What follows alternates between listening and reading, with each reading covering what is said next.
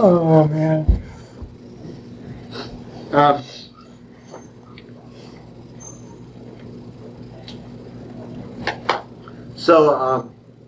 Again, life is meaningless, life has no purpose, and thank God. So what the hell am I talking about? Well, thank God it's got no meaning and there's no purpose. I was concerned. I thought there was meaning and purpose. So let me explain what I mean. So I'm going to start with a quote from The Center Within by Gyomay Kubose Sensei. He's talking about his wife who was a tea master, and she was doing the tea ceremony, and the reporter had come to kind of watch and see what was going on. He says, quote, "A reporter from a local newspaper came to our house to interview my wife about the Japanese tea ceremony. The reporter continually asked, 'What's the meaning? What's it for? Why do you do that? What's the purpose for that?' This kind of question was directed at everything she was doing while she was doing the tea ceremony, making tea.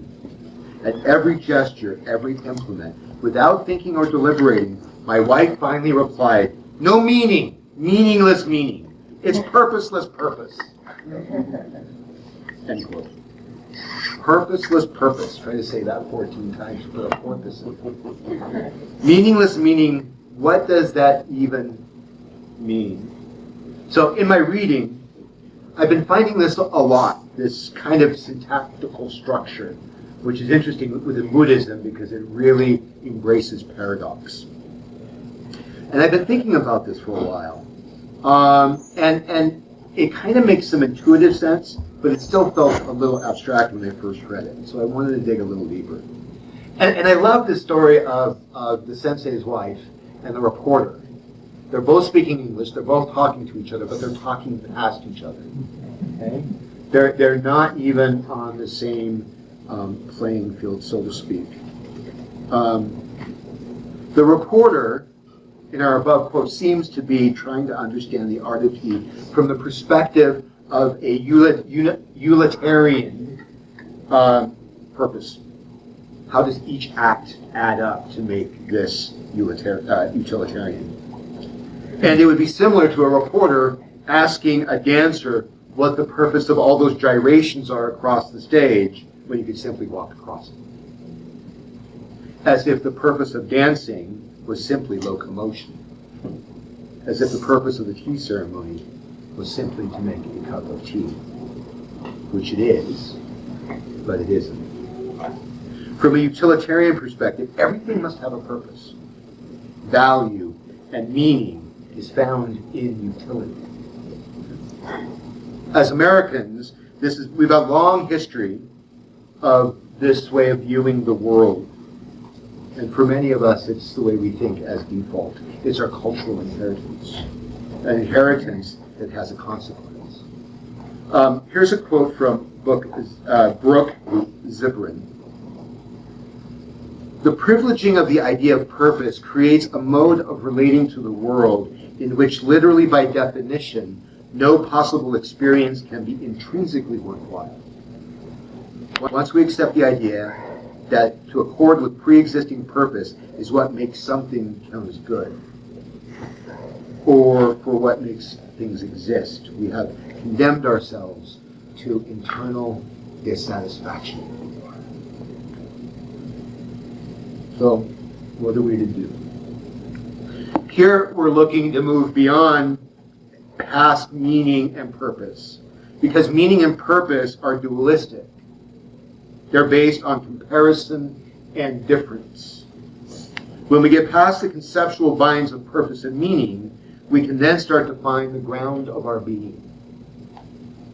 It is through the embrace of meaninglessness, tapping into the spontaneous flow of living, that we are freely able to experience being and being alive. And in a real way, meaning and being, paradoxically, are found within meaninglessness. Okay, now I'm confusing myself a little bit. Okay, so D.T. Suzuki wrote that religion is a way to experience expansive beingness. And he goes on to say that it may sound strange to hear but that one can live in purposelessness. Everything we do in life has a purpose, but in a religious realm, in a Buddhist realm, we become conscious of realizing purposelessness, meaninglessness, meaning as meaning itself. So it can be said that is what meditation from a Zen perspective is. There is no goal in silent meditation. If you have a goal, you're not just sitting.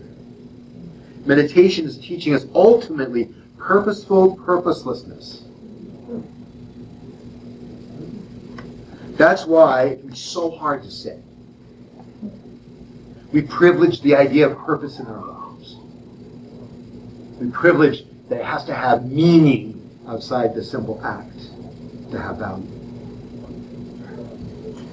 But just being, when we just are, we invite ourselves to get past conceptual meaning, to get past our stories of what should be, what must be, what could have been, that has us time traveling continually, and to experience non-conceptual beingness, experience the flow, experience the moment, absent of story.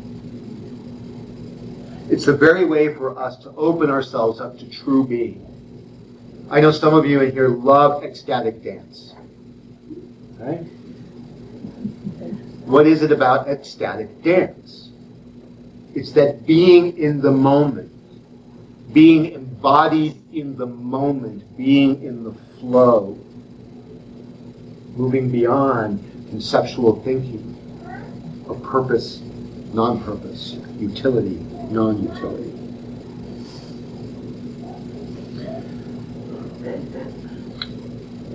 By just being, by allowing ourselves not to have purpose, not to have meaning, we open ourselves up to true being, living in naturalness. I like what Gyomay Sensei writes when he says, "The flower itself cannot help but bloom as it does. There is no intention. When you love, you love. There is no purpose. What do we continually ask for? Why are we continually asking for meaning?" So, it's a good question. Why are we continually asking for meaning? My name is Joyce, and I encountered this very scenario yesterday. We went on this awesome hike. It was so beautiful, and just being, even though there was a definite start to the trail and the end, but the in between was just being. And lately with work, it's like, and I was thinking, we're really in the same spot where we were last year. If I reach these landmarks, then I'll arrive. And then I remembered, well, not really. It's kind of just like this hike, and I really need to just be present in it, in each moment, and then that really is the path of least resistance, and that's kind of how I see what you're talking about with this online discussion. Can I address that one second? Yes. We are the meaning makers. That's what we do. We make words. And in so doing, we distinguish past and future from the present. We remember. And in so doing, we create something that is meaningful. We project into the future. And in so doing, we meaningfully take what we are and what we've learned and project it into the future. That's what we do as human beings. That's what our mind does. However, and hey, there's nothing wrong with that. That's what we are. I mean, that's cool. However, we're learning in meditation to set that aside, to allow that to just flow and to live in the moment, and to take those thoughts and to take those projections and those things we've learned and set them aside and go into a state where all of that is present at the same time. And we're meaning makers, but in so doing, we also have a mind and a set that allows us to meditate and to get into this mindset that changes all of that. It's a animal thing, I mean, just a survival thing, to measure. So measure, what we need to do, project into the future, like, okay, how are things going to go? And if I want this, I'm going to need to do this, or beware of this, I have to protect myself. So we're always measuring to see what we need, things are. I mean, obviously we'll be measuring way too much. But I think it's a natural thing to do. I think it's natural and disruptive, but it's also natural. Fear. Fear. Fear of not knowing. Fear of not knowing. So we got to give meaning to it, otherwise what's the point? Yeah. And I think what we're really tapping into is the ego self, the creation of story. We are story makers. We make meaning. We're story makers. And David Loy has written a really great book about story from a Buddhist perspective. And he says you cannot stop storying. You're a human being. Okay? This is what you're going to do. He says, but we can let go of our attachment to stories. And that's really what we're talking about. We can let go of our attachment to meaning and purpose. And in a paradoxical way, or in an all-inclusive way, find meaning and purpose in purposelessness and meaninglessness. We have a tendency to go the opposite direction. When we're defining everything by meaning and purpose, then we start getting fundamentalism from whatever point you want to come at it. Okay? Because we're defining something as it is without allowing it to be what it really is. So all of these are important. All of these are aspects of being human. And I think there's a difference between tribal knowledge, let's say, knowing what plants to eat, what not to eat, and projecting that knowledge into the present from the past. There's also a difference when you see time as circular. We see time as linear. So we're projecting so much in the future. And what does that mean for our everyday life? We don't live in the present.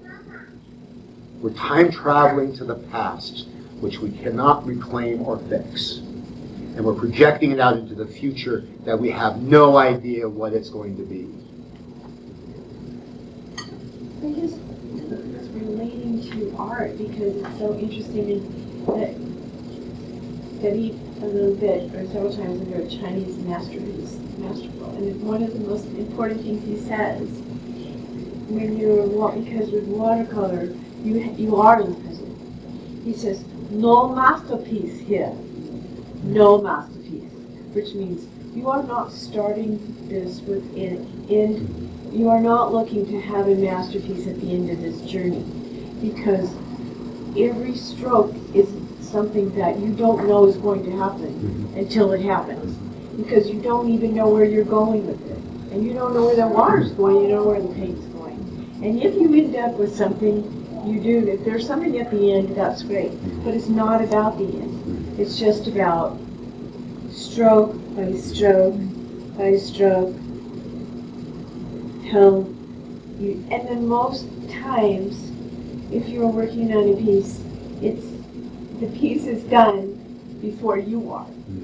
It's just, if you stopped before you were even finished, you would have a better piece. It's all about that piece of paper and that journey on it. Don't look for mastery.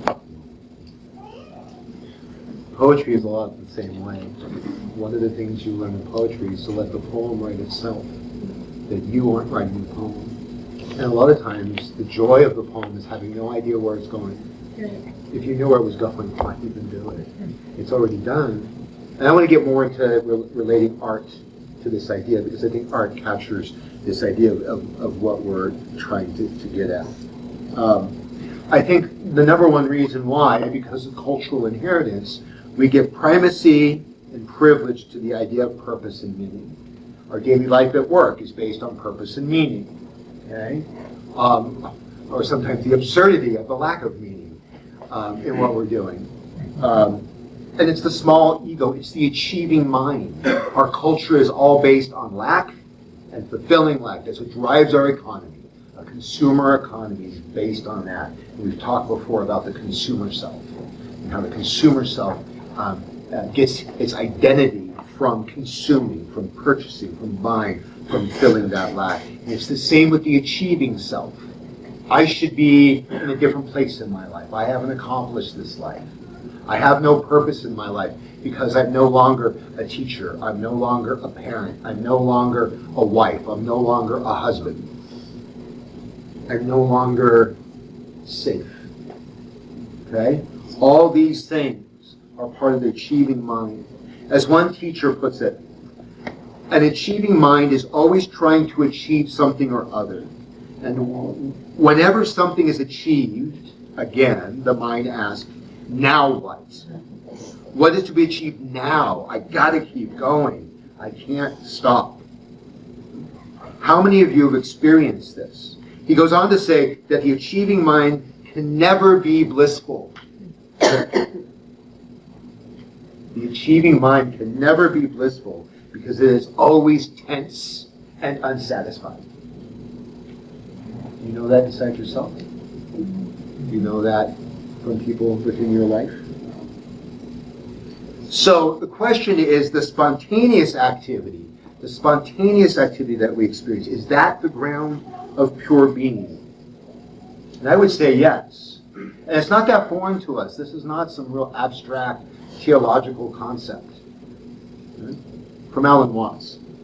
He says, haven't you gone on a walk with no particular purpose in mind? You carry a stick with you, and occasionally you might hit an old stump and wander along, sometimes twiddling your thumbs.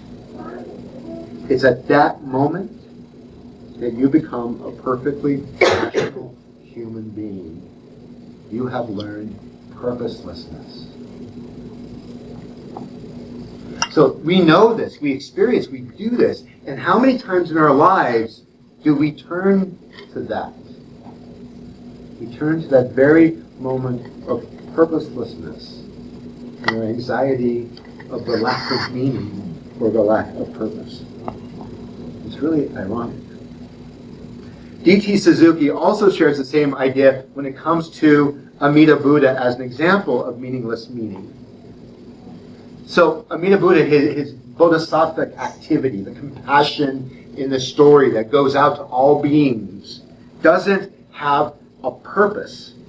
He says, the vows he made to bring all beings to awaken, everything expressed in them was the spontaneous outflow of great boundless compassion, a great compassionate heart embracing everything boundlessly.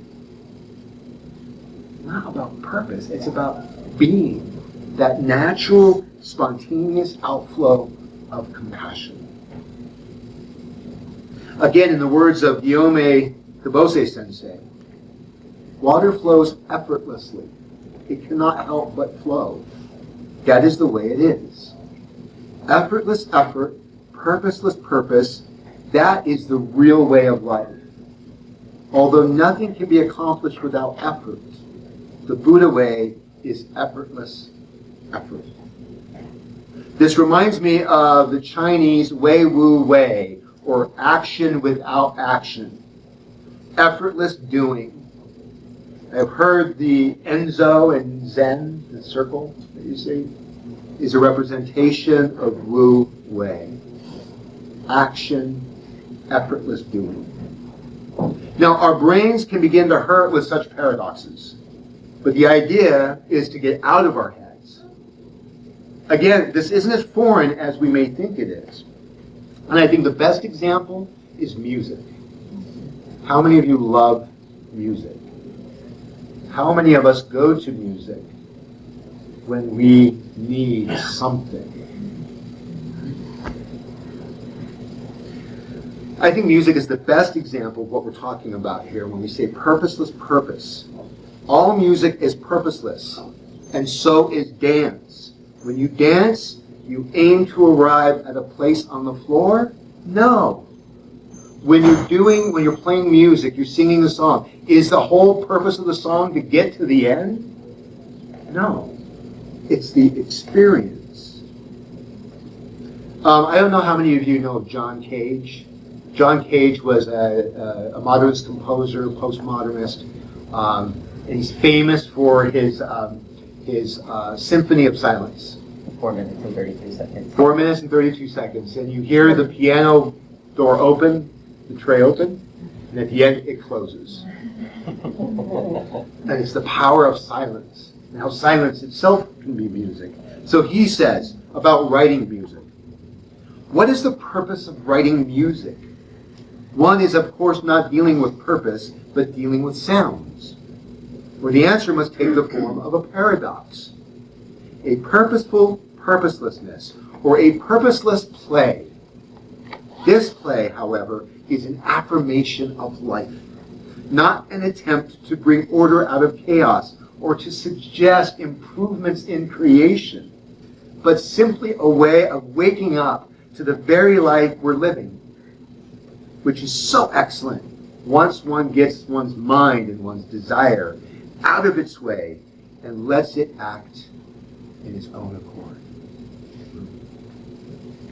I really love the line, waking up to the very life we're living, which is so excellent once one gets out of one's mind and one's desires out of the way and lets it act accordingly. I heard something to the effect, I read something to the effect that I really like that relates with that, is that we are the universe becoming aware of itself. Yeah, Alan Watts. Yeah, of course.